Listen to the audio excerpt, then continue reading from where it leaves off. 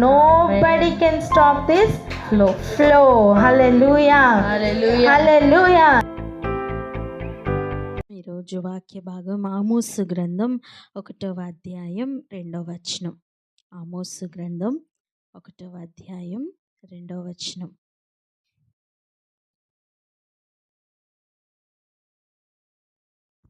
ఆమోసు గ్రంథము 1వ అధ్యాయము 2వ వచనము.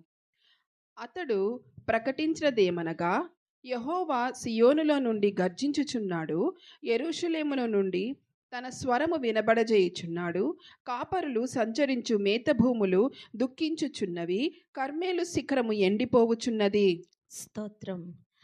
ఈ మాటలు మన హృదయంలోనికి వెళ్ళనివ్వండి, ఎందుకంటే ఆమోసు ద్వారా దేవుడు పలుకుతున్న మాటలు ఇవే. ఎటువంటి మాటలు చూడండి అంట, ఆయన సియోనులో నుండి ఏం చేస్తున్నారట? గర్జించుచున్నారు. ఆయన శాంతిగా ఉన్నారు, ఆయన చాలా హ్యాపీగా ఉన్నారు. ఇటువంటి ఫీలింగ్ ఏవి కూడా చెప్పట్లేదు.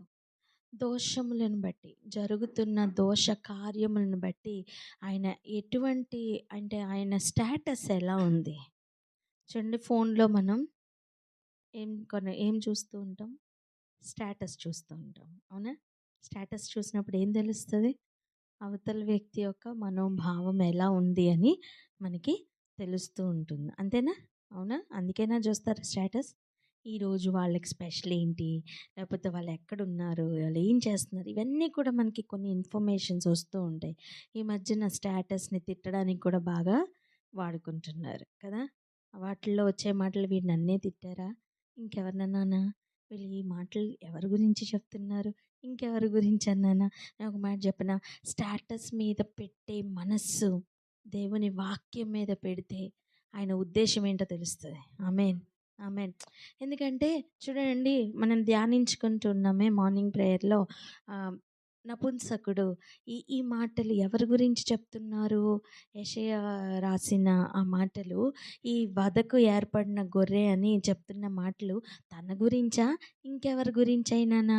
ఇది ఎవరి గురించి అనే ఆలోచన ఎలా వచ్చింది? అవునా? స్టేటస్లు చూసినప్పుడు కూడా మన ఆలోచన అలాగే ఉంటుంది కదా. ఇది ఎవరి గురించి చెప్పి ఉండొచ్చు? ఇది ఒకవేళ మన గురించా, వేరే వాళ్ళ గురించా అనిపిస్తుందా లేదా? చెప్పండి. మామూలుగా ఉన్న మాటలైతే ఏమనిపించకపోవచ్చు, కానీ ఒకవేళ తిట్లు అనుకోండి, అప్పుడు ఏమనిపిస్తుంది? ఖచ్చితంగా ఇది ఎవరి గురించి రాసి ఉండొచ్చు, వీళ్ళు ఏమైనా అయ్యిందా, వాళ్ళ బ్యాక్గ్రౌండ్లో ఏమైనా అయ్యిందా, ఇవన్నీ ఆలోచనలు మనకి ఎలా అయితే వస్తాయో, దేవుని యొక్క ఉద్దేశములు కూడా అలా ఆలోచించటం వలన తేటపడుతూ ఉంటాయి. నేను ఏమంటున్నానంటే, ఆయన తన గురించి, తన ఉద్దేశం గురించి చెప్తున్నప్పుడు ఇది నాకు కాదులే అని వదిలేయడానికి కాదు అంటున్నాను. నీకు ఎవరు ముఖ్యం? మనుషులా, దేవుడా? దేవుడు. నోటి మాటకు దేవుడు అని చెప్పడం కాకుండా క్రియలలో ఆ ప్రయాణం గుండా వెళ్దాం. సియోనులో నుండి ఆయన గర్జిస్తున్నారట. అంతా బాగుందిలే, అంత కూల్, కామ్, హ్యాపీ గోయింగ్ అనుకోవడానికి లేదు. ఆయన గర్జిస్తున్నారు. ఆయన ఎందుకు గర్జిస్తున్నారు? ఒక్కొక్కరిని బట్టి ఆయన ఒక్కొక్క మాటను చెప్తున్నారు. ఒక్కొక్క దేశంను బట్టి, ఒక్కొక్క ప్రాంతమును బట్టి, ఆయన అక్కడ జరుగుతున్న ఒక్కొక్క కార్యమును బట్టి, క్రియలను బట్టి ఆయన గర్జిస్తున్నారట. చూడండి, బాగుపడాలి అనుకున్న వాళ్ళు ఎక్కువగా హెచ్చరికలు తీసుకుంటారు, అవునా కాదు? ఇది ఇలా చేయకూడదు, ఇది ఇలా చెయ్యాలి అని జాగ్రత్తలు చెప్పినప్పుడు, మంచి మార్గంలో వెళ్ళాలి అన్నవాళ్ళు, అవతలి వ్యక్తికి కోపం రేపకుండా ప్రేమలో కంటిన్యూ అవ్వాలి అనుకున్న వాళ్ళు ఆ గద్దింపులు వింటారు. మంచిని అవలంబించుకోవాలి అనుకునేవారు ఎప్పుడు కూడా గద్దింపుని ఏం చేస్తారు? స్వీకరించుకుంటారు, బ్రతుకును మార్చుకుంటారు. కానీ మూర్ఖచిత్తులు ఎలా ఉంటారంటే, ఇది నాకు కాదు అన్నట్లుగా గద్దింపుని ఏం చేస్తారు? త్రోసిపుచ్చుతారు. ఈరోజు ఆయన గద్దింపు మాటలు ఒకవేళ మనల్ని కనుక హెచ్చరిస్తూ ఉంటే వాటిని రిసీవ్ చేసుకోవడానికి సిద్ధపడదాం. ఆమేన్. ఆయన అందరి గురించి సంబంధించి మాట్లాడుతున్న మాటలు ఇవి. ఆ కాలంలోనే కాదండి, ఇది ఒక్క కాలం కొరకు మాత్రమే అయితే బైబిల్లో రాయవలసిన అవసరం లేదు. ప్రతి ఒక్కరికి కూడా సంబంధించిన మాటలు కనుకనే బైబిల్లో అవి పొందుపరిచారు. నమ్ముతున్నారా ఆ మాట? ఇవి నాకు కూడా సంబంధించినవి అని, కృపాక్షేమములు నీ వెంట వచ్చును అని చెప్పినప్పుడు ఇవి నాకా కాదా అని ఆలోచించకుండా స్వీకరిస్తాం కదా.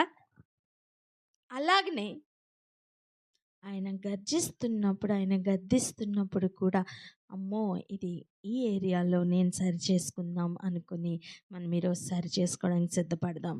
ఆమేన్, ఆమేన్. 2 ప్రాంతాల వారితో మాట్లాడుతున్న మాటల్ని ఈరోజు మనం చదువుకుందాం. ఓకేనా? చూడండి, ఆయనట యెరూషలేములో నుండి తన స్వరమును వినపడ చేయుచున్నాడు. ఆమేన్. ఎక్కడి నుంచి ఆయన స్వరమును వినపడ చేస్తున్నారు? యెరూషలేములో నుండి. యెరూషలేములో నుండి. ఒక మాట చెప్పనా, ఇది కేవలం ప్రాంతానికి సంబంధించిన విషయమే అయితే భూమితో సరిపోయేది.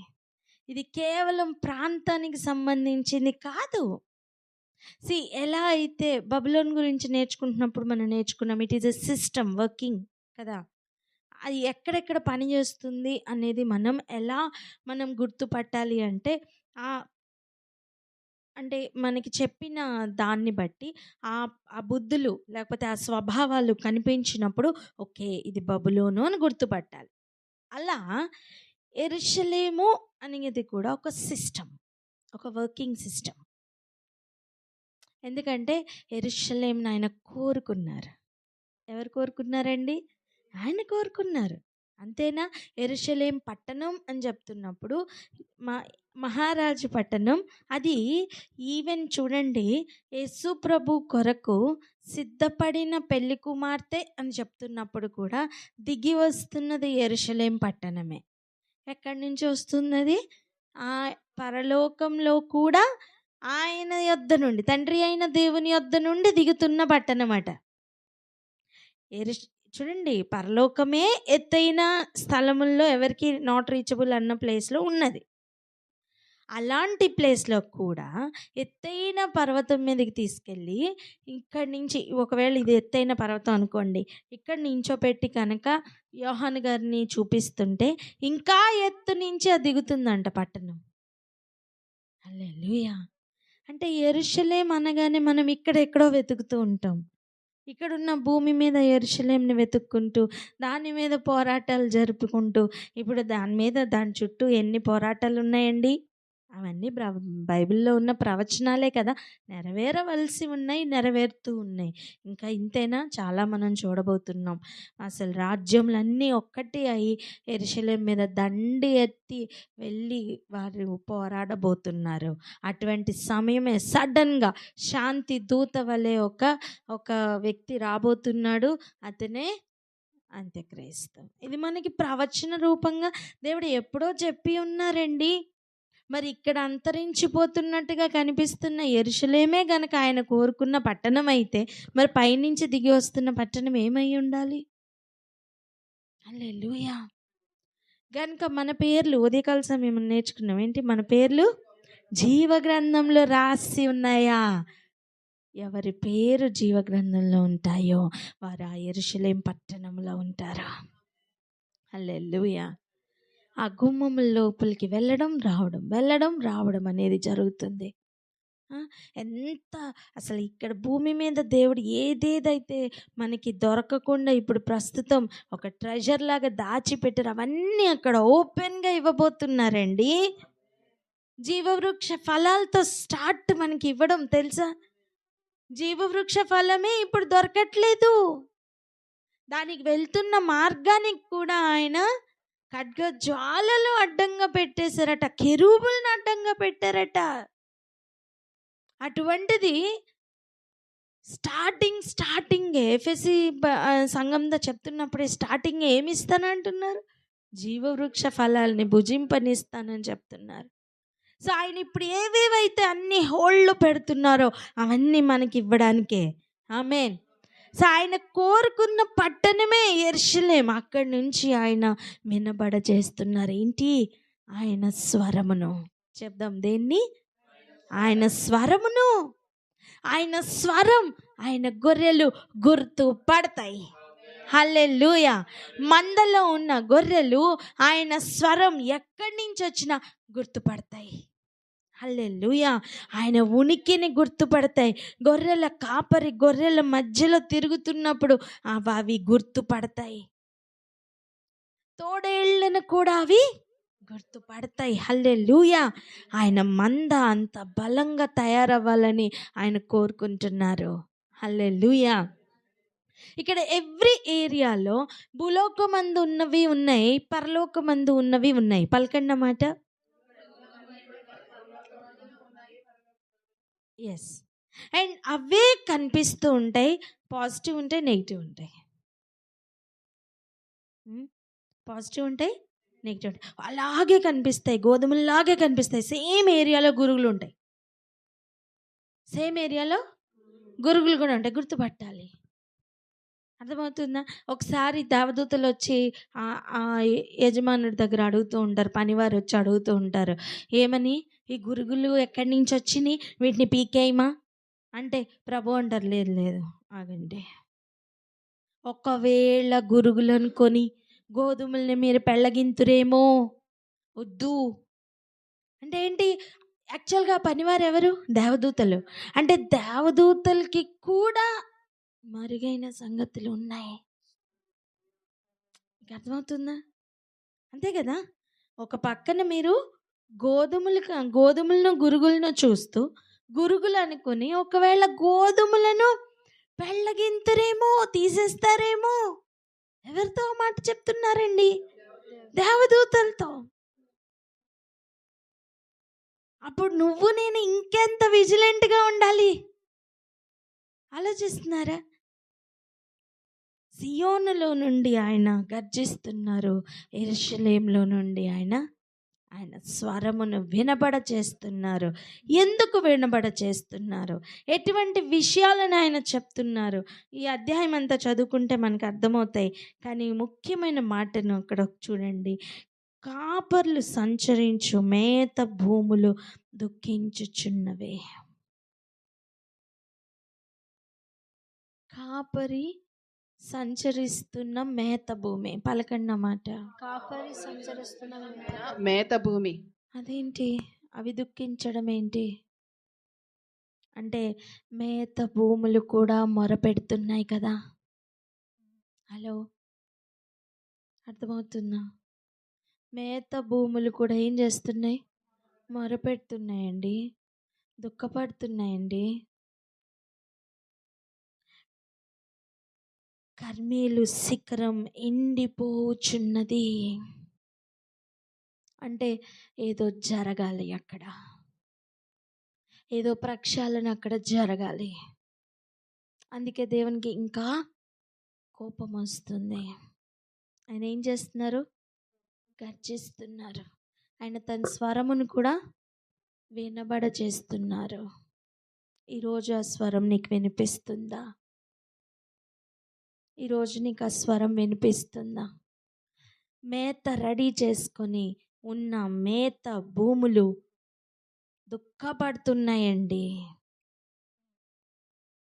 ఆకలితో ఉన్న గొర్రెలు కావాలి. హల్లెలూయా. ఎంతమందికి అర్థమవుతుంది? హల్లెలూయా, హల్లెలూయా. ఒక ఉపమానం గుర్తుందా?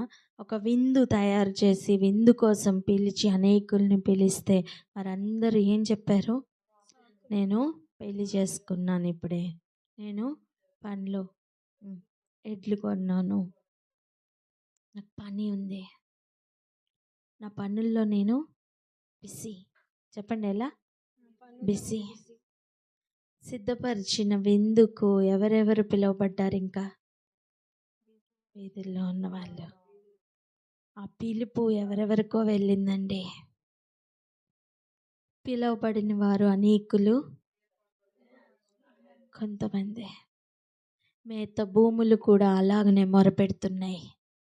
మేత భూములు కూడా అలాగే దుఃఖపడుతున్నాయి. గ్రహిస్తున్నారా? చెవి కలిగిన వాడు ఆత్మ చెప్పుచున్న మాట వినును గాక. ఆమేన్. వెళ్దాం రండి. 2వ అధ్యాయం 4వ వచనం 5వ వచనం చదువుదాం. ఆమోసు 2వ అధ్యాయము 4-5 వచనములు. యెహోవా సెలవిచ్చినదేమనగా, యూదా 3 సార్లు 4 సార్లు చేసిన దోషములను బట్టి నేను తప్పకుండా వారిని శిక్షించుదును. ఎవరిని? యూదాను. ఎవరినండి? యూదాను. ఏలయనగా వారు తమ పితరులను అనుసరించి అబద్ధములను చేపట్టి మోసపోయి యెహోవా ధర్మశాస్త్రమును విసర్జించి ఆయన విధులను గైకొనకపోయిరి. యూదా మీద నేను అగ్ని వేసెదను, అది యెరూషలేము నగరును దహించి వేయును. స్తోత్రం. యూదాను గురించి ఆయన పలుకుతున్న హెచ్చరిక మాటలివి. ఎలా చెప్తున్నారు చూడండి. 3-4 సార్లు చేసిన దోషం అంటే ఒకటోసారి ఆయన వదిలేరు, రెండోసారి వదిలేరు, మూడోసారి ఇంకొకసారి ఉంది అన్నట్టుగా చూస్తున్నారు. ఇక 3-4 సార్లు చేసిన దోషమును బట్టేట ఆయన ఖచ్చితంగా శిక్షిస్తానని చెప్తున్నారు. చూడండి, అంటే మంచిగా నిన్ను బాగా చూసుకుంటాను, నీ వెంట కృపా క్షేమాలు వస్తాయి, నువ్వు ఆశీర్వదించబడతావు, నువ్వు అదైపోతావు ఇదైపోతావు, ఇవి చాలా బాగుంటాయి వినడానికి. మరి ఇవి ఎవరు చెప్తారు? ఇవి కూడా అదే బైబిల్లో కదా రాసున్నాయి కాదా? కాదా? మేలైనది కావాలి అంటే ఇది తప్పించుకుంటే కదా అది దొరుకుతుంది. ఆశీర్వాదం కావాలి అంటే వీటిని తప్పించుకుంటే కదా అవి దొరుకుతాయి. నీకు ఆ పొలములో గోధుమలు పంట కావాలి అంటే నువ్వు గురుగులన్నిటినీ తప్పించుకొని మరి మిగిలిన విషపూరితమైన మిగిలిన మొక్కలు అన్నిటినీ కూడా నువ్వు తప్పించుకొని మేలుకరమైన ఆ వీట్ లేకపోతే ఆ గోధుమని నువ్వు పెంచి ఎండ్ వరకు కూడా నువ్వు ఆ ఫలం చూసేంత వరకు కూడా ఒక క్రమశిక్షణలో ఒక కాపుదల్లో వెళ్తే కదా అవి నీకు దొరుకుతాయి. ఇవన్నీ తప్పించుకుంటేనే కదా అవి దొరుకుతాయి, అవునా? అలా ఆయన ఆశీర్వాదంకు మీరు వారసులుగానే పిలువబడ్డారు గనుక ఇవన్నీ తప్పించుకోమని చెప్తున్నారు. ఇవి శిక్షను ఇక తప్పించుకోవడానికి చూపిస్తున్న ఒక హెచ్చరిక మాటలు. వీటిని తోసిపుచ్చి కూడా ఇంకా అదే దుష్టత్వంలో వెళ్తే అప్పుడు ఇవి ఆపాదించబడతాయి. కృపగలిగిన దేవుడు అండి, జాగ్రత్త అని చెప్తున్నారు ఈరోజు. ఆయన నేను ఇలా చేయబోతున్నానని చెప్పాల్సిన అవసరం ఏంటి? డైరెక్ట్గా చేయొచ్చు కదా, డిక్లేర్ చేయొచ్చు కదా. దూతలకు అలాగే కదా చేశారు. దూతలకు ఏమైనా విడిచిపెట్టారా? లేదు. వారు చేసినప్పుడు, వారి ఆజ్ఞను అతిక్రమించినప్పుడు వాళ్ళని స్పేర్ చేయలేదమ్మా. వాళ్ళని ఎవరిని స్పేర్ చేయలేదు. ఆయన ఆల్రెడీ వారి కొరకు శిక్షను రెడీ చేసి ఇదిగో నీ శిక్ష ఇది అని ఆల్రెడీ ఆయన డెత్ సెంటెన్స్ లాగా డిక్లేర్ చేసి పెట్టేశారు. అటువంటిది మనకి ఇస్తున్న ఒక కృప. దీనిని మనం నిర్లక్ష్యం చేయొద్దు. ఏవి దుఃఖపడుతున్నాయి? మేత భూములు దుఃఖపడుతున్నాయి. చెప్పండి, మేత భూముల్ని నిర్లక్ష్యం చేయొద్దు. మేత భూమిలో ఏం దొరుకుతాయి? మేత దొరుకుతుంది, మంచి బలమైన మేత దొరుకుతుంది, పుష్టికరమైన మేత దొరుకుతుందండి. గొర్రెలకు కావాలది. ఆ మేత ఎవరికి కావాలి? గొర్రెలకు కావాలి. మొట్టమొదట్లోనే ఈ వచనం కదా రాయించారు ప్రభు. ఎందుకు? వీటన్నిటినీ కూడా ఆపాదించుకోవాల్సిన మెయిన్ వర్స్ అది. మోయాబు గురించి పలికిన, యెరూషలేం గురించి పలికిన, యూదాను గురించి పలికిన, వేరే ఇతర ఏ దేశం గురించి పలికినా సరే ముఖ్య ఉద్దేశం ఏంటి? ఈ వచనమే. ఒక్కొక్కరిని పిలిచి మరీ చెప్తున్న మాటలు. మనం చూడండి ప్రకటన గ్రంథంలో ఎఫెసీ సంఘం, పెర్గమ సంఘం, స్ముర్న సంఘం ఇలా చదువుతూ ఇదిగో నీకు ఇది అని చెప్తూ ఉన్నారే, అలా వింటున్నారా? అలా యూదాని గురించి ఏం చెప్తున్నారు? యూదా గురించి ఏం చెప్తున్నారు చూద్దాం. చూడండి, ఏలయనగా వారు తమ పితరులను అనుసరించి అబద్ధములను చేపట్టారట. అది వాళ్ళకున్న ప్రాబ్లం. ఈరోజు ఈ మాట నీకు నాకు కాదా అమ్మా? నీకు నాకు కాదా? అబద్ధమేదో సత్యం ఏదో కనిపెట్టి దానిని చేపట్టాలి. నువ్వు అబద్ధమును కనిపెట్టి కూడా దానినే చేపడితే ఈ యూదాకి మనకి ఏమీ తేడా లేదు. అప్పుడు ఆయన చెప్పిన ఖచ్చితంగా వస్తుంది అని చెప్పిన శిక్ష కూడా తప్పుతుందా? తప్పదు. సో ఫస్ట్ ఏం చేయాలి? ఫస్ట్ ఏది కనిపెట్టాలి? అబద్ధం, సత్యం. సత్యం తెలియకపోతే అబద్ధం ఎలా గుర్తుపడతావు? పలకండి పక్కవారితో. సత్యం తెలియకపోతే అబద్ధం ఎలా గుర్తుపడతావు? ఒక లెసన్ చదువుతున్నప్పుడు మనం పిల్లలకి ఎట్లా నేర్పిస్తాం నాన్న? True or false, true false అని చెప్పి నేర్పిస్తామా? లేకపోతే ఫస్ట్ లెసన్ మొత్తం నేర్చుకో, దాన్ని బట్టి ఏ ఫాల్స్ ఇచ్చినా సరే నువ్వు గుర్తుపట్టగలవు అని చెప్తామా? లెసన్ ఫస్ట్ నేర్పిస్తాం. అదే కదరా మంచి పద్ధతి, అదే కదా. బట్టి కొట్టే పద్ధతి అయినా సరే ఇదే మంచిది, అవునా? లెసన్ మొత్తం రావాలి. అప్పుడు నువ్వేంటి, ఎక్కడి నుంచి ఏ ఫాల్స్ ఇచ్చినా సరే ఆ స్టేట్మెంట్ని నువ్వు గుర్తుపడతావు. ఇప్పుడు యూదా వారికి జరుగుతున్న మెయిన్ డ్యామేజ్ ఏంటి? అబద్ధమును చేపట్టారట. గుర్తుపట్టారా లేదా కాదండి, చేపట్టారు. అబద్ధంను ఆల్రెడీ స్వీకరించేశారు. ఇంకా చూడండి, మోసపోయి యెహోవా ధర్మశాస్త్రమును విసర్జించి. ఏంటండి ఆ లెవెల్ ఏంటి అసలు? సర్పము నన్ను మోసపుచ్చింది ప్రభువా. ఏమన్నా విడిచిపెట్టారా అవ్వమని? చెప్పండి. సర్పంకి దొరకాల్సింది దొరికాయి, అవ్వమ్మకి దొరకాల్సింది దొరికింది. ఎవరిని విడిచిపెట్టలా దేవుడు. హలో, మోసపోయాను ప్రభా, నేను పర్వాలేదులే, నన్ను ఎలాగోలాగా కాపాడేస్తారు ఈ లోకంలో. అది మోసపోయిన వారిని అయ్యో పాపం అంటారేమో. దేవుని దగ్గర ఇవేవి ఎందుకు మోసపోయి ఇంకా 4 తంతారు. నీకు అర్థమైందా? ఈ లోకంలో మోసపోయిన వాళ్ళని అయ్యో పాపం అండి, మోసపోయారండి, అయ్యయ్యో జాలన్నా చూపిస్తారు. దేవుడు అలా జాలి ఏం చూపించరు. హలో, వింటున్నారా?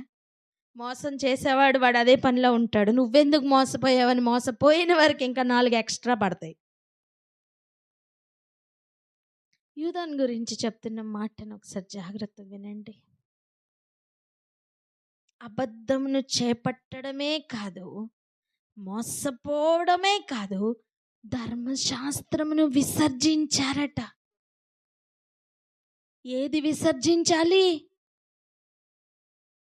ఇది ఎటువంటిది చెప్పనా? ఒక చిన్న బిడ్డ ఉందనుకోండి, పాలు తాగుతూ ఉందనుకోండి, పాలు లాగానే విసర్జించేస్తుంటే అది ఓకేనా? కదా. ఖచ్చితంగా విసర్జించేది కలర్ వేరే ఉండాలి, మోషన్ ఎలా ఉండాలి, యూరిన్ ఎలా ఉండాలి. యూరిన్ ప్లేస్లో పాలు వచ్చేస్తున్నాయి అనుకోండి, ఎలా ఉంటుంది? మోషన్ ప్లేస్లో కూడా పాలు ఎలా తాగినట్టే వెళ్ళిపోతుంటే ఎలా ఉంటుంది? వింటున్న వాక్యం కూడా అలాగే అయిపోతుంది యూదా పరిస్థితిలో. యూదాకు అదే జరుగుతుందండి. ధర్మశాస్త్రంను విసర్జిస్తున్నారు, వింటున్నారు, కానీ అదేం పని చేయట్లా. ఎక్కడ ఏది విసర్జించాలో అది విసర్జించట్లా, ధర్మశాస్త్రం విసర్జించేస్తుంటే అయ్యో ఇది ఎంత భయంకరమైన పరిస్థితి. అందుకే మేత భూములు దుఃఖిస్తున్నాయి. హలో, మేత లోపలికి వెళ్ళిన తర్వాత బలం పొందుకున్నట్లుగా చెయ్యాలి కదా, పుష్టి కలగాలి కదా. మేత మేసిన తర్వాత ఆ గొర్రె ఏమవ్వాలి? పుష్టిగా తయారవ్వాలా, గొర్రె బొచ్చు రావాలా, కొవ్వు పెరగాల, అన్ని ఏరియాల్లోని ఆ గొర్రెలు ఎదగాలా లేదా? ఎదగట్లేదు. కారణం ఏంటి?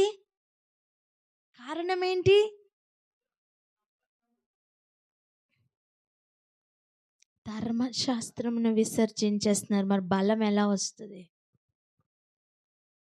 నార్మల్గా ఆలోచించండి. డైజెస్టివ్ సిస్టంలో మనకి వర్క్ చేస్తున్నది ఎలా ఉంటుంది? తీసుకున్న ప్రతి ఆహార పదార్థం కూడా రక్తంలోకి కలవాలి. ఈరోజు మనం చదువుకుంటున్న ధర్మశాస్త్రము, తింటున్న మేత మన బ్లడ్లో కలవాలండి, మన క్రియల్లోకి రావాలి. విసర్జించడానికి కాదది, నేర్చుకొని దాచుకోవడానికి. అది జరగట్లేదట. అబద్ధం మాత్రం బాగా బుర్రకెక్కుతుంది. వింటున్నారా?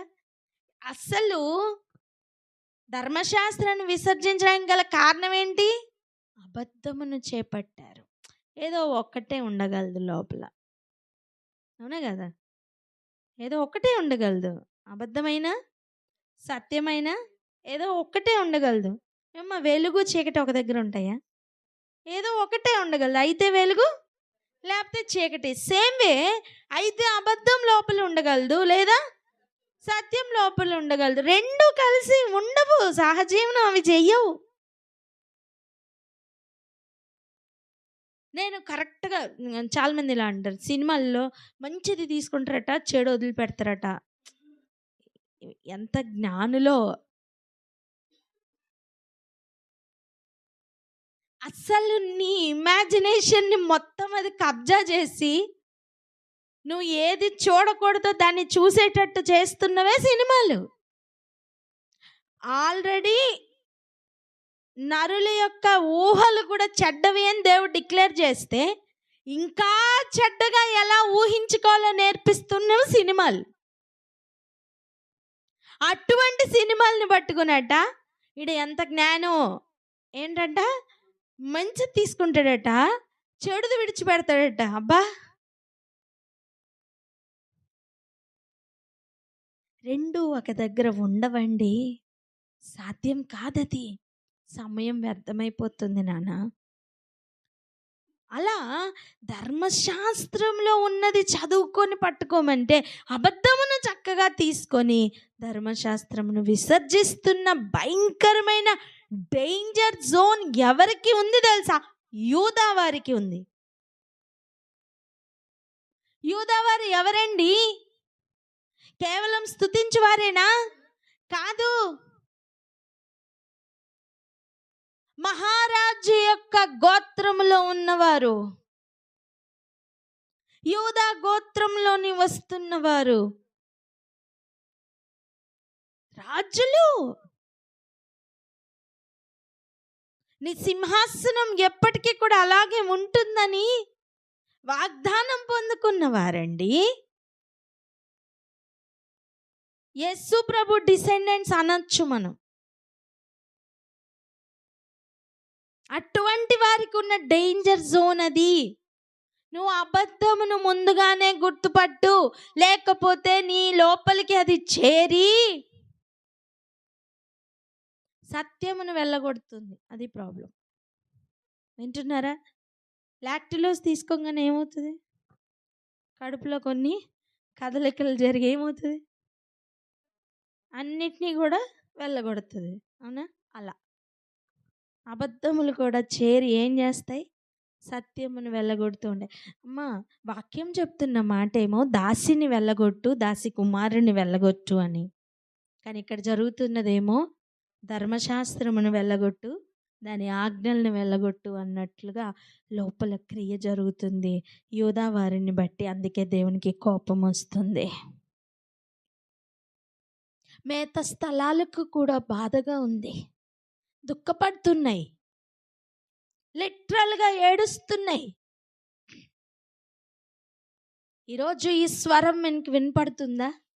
ఈరోజు ఈ స్వరం నీ హృదయానికి చేరుతుందా? అర్థమవుతుందా? గ్రహిస్తున్నావా? అయితే సత్యం ఏదని గుర్తుపట్టి చేపట్టు. హల్లెలూయా, హల్లెలూయా. ఇంకా చెప్తున్నమాట, ఆయన విధులను గైకొనకపోయిరి. లోపల మ్యాటర్ లేదు, వెళ్ళిపోయింది. లోపల ధర్మశాస్త్రం ఏమైంది? వెళ్ళిపోయింది. ఇక విధులు ఎలాగ చేపడతారు? ఇక ఆ న్యాయ విధుల్లో ఎలా నడుస్తారు చెప్పండి? ఎలా నడుస్తారు అసలు చెప్పండి? ధర్మశాస్త్రంలో ఎన్నెన్ని మాటలు ఉన్నాయి. ఇది చెయ్యొద్దు, అది చెయ్యొద్దు అని ఎన్ని మాటలు మన కొరకు రాయించారు కదా. చూడండి, మచ్చుకకు ఒక్క మాట చూద్దాం.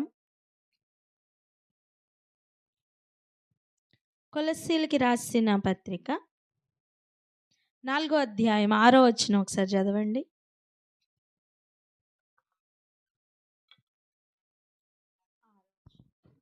కొలస్సీయులకు రాసిన పత్రిక 4వ అధ్యాయము 6వ వచనం. ప్రతి మనుష్యునికి ఎలాగు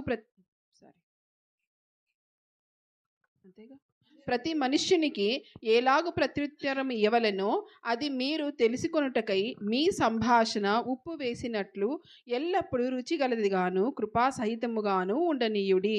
ఇది ఒక ఆజ్ఞయే కదా. ఎలా ఉండాలంట? ప్రతి సంభాషణ, చెప్పండి ఎలా ఉండాలి? ప్రతి సంభాషణ ఎలా ఉండాలట? ఉప్పు వేసినట్టు ఎల్లప్పుడూ, ఒకప్పుడు కాదు, 2 సార్లు 3 సార్లు కాదండి, ఎప్పుడు కూడా రుచి గలదిగా ఉండాలి. అసహ్యం పుట్టేటట్టుగా ఉండకూడదు. ప్రతి సంభాషణ, ఒక్క సంభాషణ 2 చెప్పండి. వీరితో మాట్లాడినప్పుడు తీయగా మాట్లాడు, వీరితో మాట్లాడినప్పుడు తీయగా మాట్లాడు, ఇలా ఉందా? ప్రతి సంభాషణ ఎలా ఉండాలట? ఉప్పు వేసినట్టుగా రుచి గలదిగా ఉండాలి. ఎందుకు ఉప్పు మాత్రమే ఉందా? ఇంకా చేదు పదార్థాలు లేవా? తీయ పదార్థాలు లేవా? ఉప్పునే ఎందుకు దేవుడు చెప్తున్నారు? ఇలా మారితేనే మనం ఉప్పు అయి ఉంటాం. మన సంభాషణ ఇలా మారితేనే మనం లోకానికి ఉప్పు అయి ఉంటామండి. లేకపోతే చేదుగానే ఉంటాం. వింటున్నారా? ప్రయోజనకరంగా మాత్రం మన సంభాషణలు ఉండవు. గమనించండి, రుచి కలదిగాను కృపాసహితముగాను ఉండనీయుడి. ఇప్పుడు ఆలోచించండి, ప్రతి సంభాషణ అలా ఉంటుందా? కృపాసహితంగా ఉంటుందా? ఉంటుందా? జస్ట్ ఒక ఆజ్ఞను మనం చూస్తున్నాం అంతే.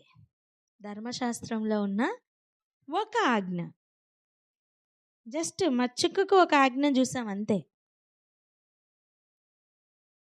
ఒక్క ఆజ్ఞ కూడా మనం పాటించలేకపోతున్నప్పుడు దాని అర్థం ఏంటి? ధర్మశాస్త్రమును మనం విసర్జిస్తున్నామనే కదా. అవునా కాదా? సింపుల్ విషయాలేనండి, పెద్ద పెద్దవి కాదు, చిన్న చిన్న విషయాలు. చిరాకుతో మాట్లాడమని లేదు, కృపాసహితంగా మాట్లాడమని ఉంది. ఒకవేళ లోపల చిరాకు ఉంచుకొని బయటికి మాట్లాడితే అది వేషధారణ అవుతుంది. వ్యభిచారులనైనా క్షమిస్తాను కానీ వేషధారుల్ని క్షమించను అని చెప్పిన దేవుడు. యథార్థంగా బ్రతకమని నేర్పిస్తున్న వాక్యమే కదా ధర్మశాస్త్రం కదా. చిన్న చిన్న విషయాలే కావచ్చు, కానీ అవి మనల్ని దేవుని నుంచి దూరపరుస్తున్నాయంటే ఈరోజు భయపడి వణుకుతూ ఆయన సన్నిధిలో జాగ్రత్తగా ప్రవర్తించడానికి, బ్రతకడానికి సిద్ధపడదామా? ఒక్కొక్క మాట అలా తీసుకుంటే మనం రాసుకొని పెట్టుకోవాలి. నేను ఎలా చూడాలి, వాక్యంలో ఎలా ఉంది రాసుకొని పెట్టుకోవాలి. నేను ఎలా మాట్లాడాలి, వాక్యానుసారంగా ఏముంది రాసుకొని పెట్టుకోవాలి. సెల్ఫ్ ఎడిఫికేషన్ అలాగే వస్తుందండి. ఎవరో చెప్పారనో చెప్పలేదనో అనడానికి వీల్లేదు. రేపు పొద్దున్న దేవుని సన్నిధిలో నించున్నప్పుడు నాకు ఇవెవరూ చెప్పలేదండి అంటే నీ చంకలోని తలగడ కింద పెట్టుకోవడానికి నీకు బైబిల్ ఉంది కదా, ఏం చేసావంటే ఏం చెప్తావు సమాధానం? అవునా కదా? టెక్స్ట్ బుక్ నీ దగ్గర ఉంది కదా అని చెప్తారా లేదా? అలాగనే బైబిల్ నీ దగ్గర ఉంది కదా, ఒకరు బోధించడానికి ముందే నీకు చదువుకోవడానికి అవకాశం ఉంది కదా. ఒకప్పుడు బైబిల్ అందుబాటులో లేదు. ఒకప్పుడు చదువులు అందుబాటులో లేవు. ఇప్పుడు అలా కాదే, అప్పు చేసైనా చదివిస్తున్నారు కదా. అవి ఈ లోక విద్యలతో ఆగిపోవడానికేనా? కాదు. నాకు తెలీదు ప్రభు అనడానికి అవకాశం లేకుండా దేవుడు వాక్యాన్ని తీసుకొచ్చి చేతిలో పెట్టేశారు తెలుసా. We are accountable. ఇప్పుడు మనం అకౌంటబుల్. ఎందుకు? ఎత్తి చూపించండి మీ బైబిల్ని. నీ చేతిలో ఉంది. ప్రతి ఒక్కరి చేతిలో బైబిల్ ఉంది. మొబైల్ ఎలా అయితే ఉందో బైబిల్ కూడా అలాగే ఉంది. Then we are accountable. వింటున్నారా? నాకు ఇది తెలీదు ప్రభా, ఇలా మాట్లాడకూడదని తెలీదు ప్రభా, ఇలా ఆలోచించకూడదని తెలీదు ప్రభా, ఇలా ఊహించకూడదని తెలీదు ప్రభా అంటే అది మన పూర్వీకులకి ఓకే. ఎవరికి? ఎందుకంటే వాళ్ళ చేతిలో టెక్స్ట్ బుక్ లేదు. మనకి నాట్ ఓకే. మనల్ని ఫస్ట్ నిలబెట్టేది ఇదే. ఇప్పుడు చెప్పండి, ధర్మశాస్త్రంను విసర్జించినప్పటి వారి వలె మనం కూడా విసర్జించుదామా? వద్దా? అంటే ప్రతి వాక్కు కూడా మనం రాసుకొని పెట్టుకోవాలి. పర్సనల్ నోట్స్ పెట్టుకోండి దయచేసి. ప్రతి ఒక్కరు కూడా నేను ఎలా చూడాలి, నేను ఎలా మాట్లాడాలి, నేను ఎలా ఆలోచన చేయాలి, నేను ఎలా ప్రార్థించాలి, నేను ఎలా ప్రవర్తించాలి, అన్ని ఏరియాల్లో కూడా వాక్యం ఏం చెప్తుంది అని మన జీవితాన్ని మ్యాచ్ చేసుకుంటూ చక్కగా మన జీవితాన్ని సరిదిద్దుకుందాం. ఇది ఎవరో వచ్చి చెప్పరండి, ఇది పర్సనల్ ఎడిఫికేషన్లో భాగం. ఆమేన్. నువ్వు పెళ్లి కుమార్తెగా దేవుని కొరకు సిద్ధపడుతున్నావా? అయితే చెయ్యి పని, అంతే. ప్రతి ఒక్కరు ఈరోజు తీర్మానం తీసుకుందామా? వాక్యం చదివేటప్పుడే మనం రాసుకుందాం. How I'm related to this అని చెప్పి రాసుకుందాం. ఏ ఏరియాలో నన్ను సరవమని దేవుడు చెప్తున్నారు అనే భాగాన్ని రాసుకుందాం.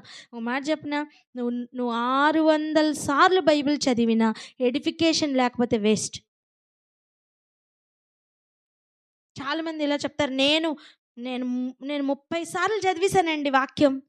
నువ్వు ఎన్నిసార్లన్నా చదువు, దాని లోపల వాక్యం నీ లోపలికి ఎక్కి అది నిన్ను మార్చకపోతే నువ్వు ఎన్నిసార్లు చదివినా అది వేస్ట్. అర్థమవుతుందా? సో ధర్మశాస్త్రం యూదులకి ఎందుకు ఇవ్వబడింది అంటే వాళ్ళని పూర్తిగా ఆయన చిత్తానుసారంగా మార్చడానికి. అబద్ధములు చేపట్టడం వలన మనకేం జరుగుతుందంటే ధర్మశాస్త్రాన్ని విడిచిపెట్టి ఆయన విధుల ప్రకారం మనం బ్రతకకుండా చేసే పెద్ద తంత్రమే యూదుల చుట్టూ తిరుగుతుంది. జాగ్రత్త. మనం ఆత్మీయంగా యూదులుగానే పిలువబడుతున్నాం. ఆత్మీయంగా, శరీరానుసారంగా మనం అన్యులం. బట్ ఆయన రక్తంలో కడగబడిన వారిగా, ఆయన ఆశ్చర్యకరమైన వెలుగులోనికి పిలువబడిన వారిగా మనం యూదులుగా పరిగణించబడుతున్నాం. యూదులు కాకయే యూదులు అనబడుతున్న వారు ఉన్నప్పుడు యూదులే కాకుండా యూదులు అనబడుతున్న వారు ఉండరా? ఉంటారు.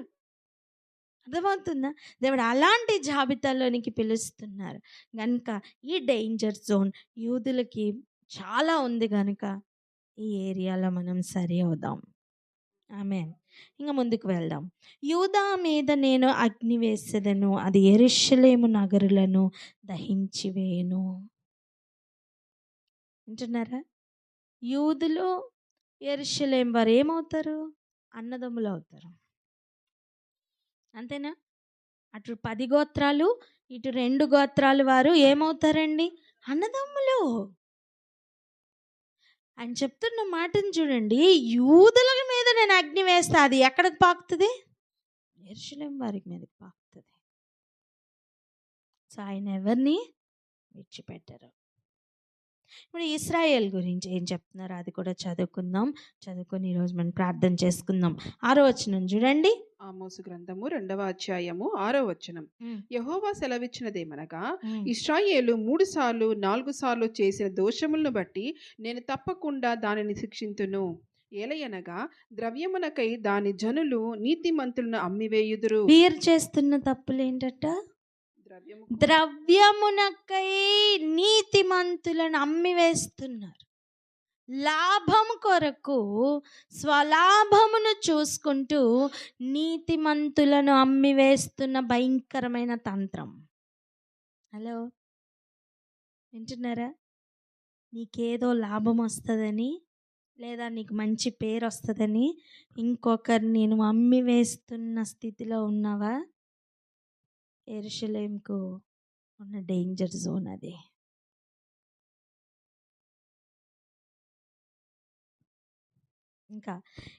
ఇంకా చూడండి, పాదరక్షల కొరకై బీదవారిని అమ్మివేయుదురు. వీరు పాదాలు సేవ్ చేసుకోవడానికి బీదల్ని, దీనుల్ని అమ్మివేస్తున్న భయంకరమైన స్థితి అండి. వింటున్నారా? అంటే వీరు సెల్ఫ్ సేఫ్టీ కోసం, వీళ్ళు స్కిన్ సేవ్ చేసుకోవడం కోసం మిగిలిన వారిని ఎరగా వేస్తున్న భయంకరమైన తంత్రం ఇది. దేవుని యొక్క బుద్ధి ఎటువంటిది, దేవుని యొక్క గుణం ఎటువంటిది? మనల్ని సేవ్ చేయడానికి ప్రాణం పెట్టిన గుణమైంది. అవునా? అవునా కదా? యేసు ప్రభు వారసత్వంలో గనక బయలుదేరి వస్తుంటే ఆ గుణం వస్తుంది. నేను చనిపోతున్నా పర్వాలేదు, నువ్వు బ్రతకాలి అనిపిస్తుందండి. కానీ ఇక్కడ వీరి యొక్క మనస్తత్వం ఎటువంటిదంటే, వీళ్ళు చెప్పులు వేసుకోవడం కోసం, వీళ్ళు పాదాలకి ఏ రాయి తగలకుండా ఉండడం కోసం, వీళ్ళు కాపాడబడడం కోసం దీనులను ముందుగా వేసేసి ఇదిగో అని చెప్పి వాళ్ళను ముందుగా ఎరగా పడేస్తున్న భయంకరమైన బుద్ధి. దేవుడు విడిచిపెట్టారు వాళ్ళని. ఇంకా చెప్తున్నారు చూడండి, దరిద్రుల నోటిలో మన్ను వేయుటకు బహు ఆశపడుదురు. దరిద్రులను చూసినప్పుడు ఏం చేయాలి? వారిని ఇంకా ఆదరించాలి కదా. వారికి లేనిదేదో ఇవ్వడానికి ప్రయత్నం చేయాలి. కానీ ఇక్కడ చేస్తున్న పని ఏంటి? వాళ్ళ నోట్లో మన్ను కొట్టడం. దీనుల త్రోవకు అడ్డము వచ్చెదరు. దీనులు వారి మార్గంలో వారు వెళ్తుంటే వీళ్ళు ఏం చేస్తారు? అడ్డం పడుతూ ఉంటారు. ప్రతి దానికి అడ్డం పడుతూనే ఉంటారు. ఎవరు వీరు? ఇశ్రాయేలీలు. ఎవరండి వీరు? ఇశ్రాయేలీలండి. ఇప్పుడు చెప్పండి, దేవుడు వారి పక్షాన వ్యాజ్యం ఆడరా? దీనుల పక్షాన ఆయన వ్యాజ్యం ఆడట్లేదా? దరిద్రుల పక్షాన ఆయన వ్యాజ్యం ఆడట్లేదా? విడిచిపెడతారా? ఆయన పూచి తీసుకుంటారు నానా.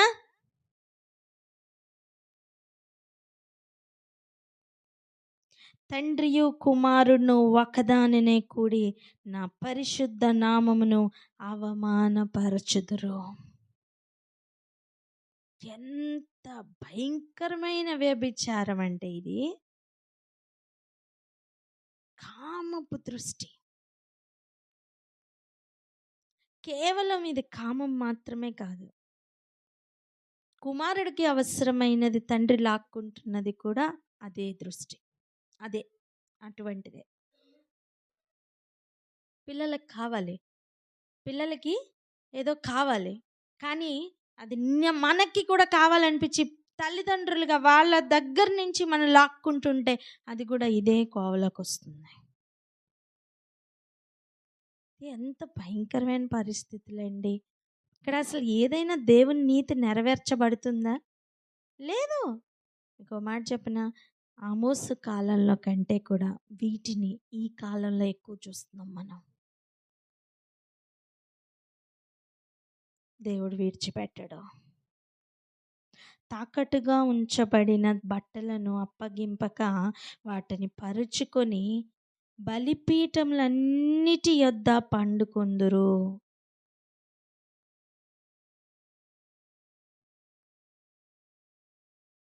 ఇంత భయంకరమైన పాపంలో ఉన్న ఈ పరిస్థితులను ఒకసారి గమనించండి. మరి సియోన్లో నుంచి ఆయన గర్జించరా? మేత భూములన్నీ ఏం చేస్తున్నాయి? దుఃఖపడుతున్నాయి. ఏమైపోతుంది? వింటున్న వాక్యమని దుఃఖపడుతున్నాయండి మేత భూములు. ఖచ్చితంగా ప్రతి ఒక్కరం కూడా ఇదిగో ఈ అధ్యాయాలు చదువుకుందాం. 1, 2 అధ్యాయాలు చదువుకుందాం. తూరు దేశంతో ఏం మాట్లాడుతున్నారు, ఒక్కొక్క దేశంతో ఏం మాట్లాడుతున్నారు రాసుకుందాం. ఆ పాపంలోకి వెళ్ళకుండా దేవునికి ఇష్టం లేని వాటిని విసర్జించి, దేవునికి కావలసినవి, దేవుని చిత్తమైన వాటిని స్వీకరించి, ధర్మశాస్త్రం అనుసరించి చక్కగా నడుద్దాం, చక్కగా అడుగులు వేద్దాం. అటువంటి తీర్మానం తీసుకుందామా? బ్రతుకుని మార్చుకుందామా? జాగ్రత్త పడదామా? మనం మాత్రమే కాదు నాన్న, మన తరములన్నీ కూడా అలాగా ఆశీర్వదించబడాలి. వీటి నుంచి తప్పించుకోకపోతే, ఇవి జాగ్రత్త అని మనకు తెలియకపోతే ఎలాగ తప్పించబడతాం? అన్నీ ఓకే అనిపిస్తాయి, కానీ అన్నీ ఓకే కాదు. జాగ్రత్త పడి ప్రార్థన చేసుకుందాం. లేచి నిలబడదాం.